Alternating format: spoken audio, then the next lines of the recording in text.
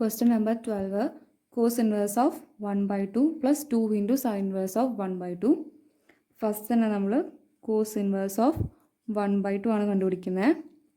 അപ്പോൾ y is equal to cos inverse 1 by 2 എന്ന് പറഞ്ഞാൽ എഴുതി cos y equal to 1 by 2 ആണ്.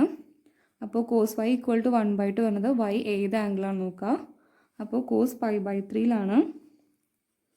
cos pi by 3 equal to ആണ് 1 by 2 എന്ന് പറഞ്ഞാൽ കിട്ടും.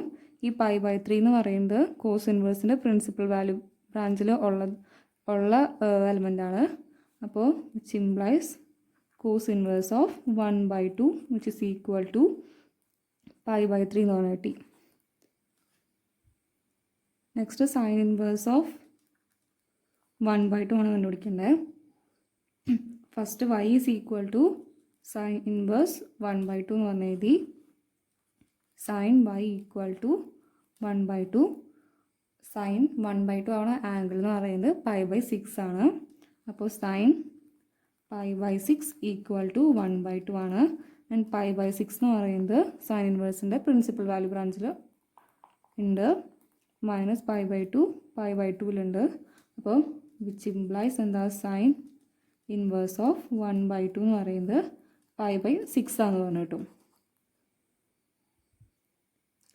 നമ്മുടെ ക്വസ്റ്റ്യൻ എന്ന് പറയുന്നത് cos inverse 1 by 2 plus 2 into sine inverse 1 by 2 എന്നായിരുന്നു. Which is equal to cos inverse 1 by 2 എന്ന് പറയുന്നത് pi by 3 ആണെന്ന് പറഞ്ഞു കിട്ടി. Plus 2 into sine inverse 1 by 2 എന്ന് പറയുന്നത് pi by 6 ആണ്. 3 അപ്പോൾ pi by 3 plus pi by 3 equal to 2 pi by 3 എന്ന് പറഞ്ഞു കിട്ടും. അത് നമ്മുടെ ആൻസർ. ഏതെങ്കിലും സ്റ്റെപ്പിൽ ഡൗട്ട് വരാണെങ്കിൽ ചോദിച്ചോളൂ. Thank you.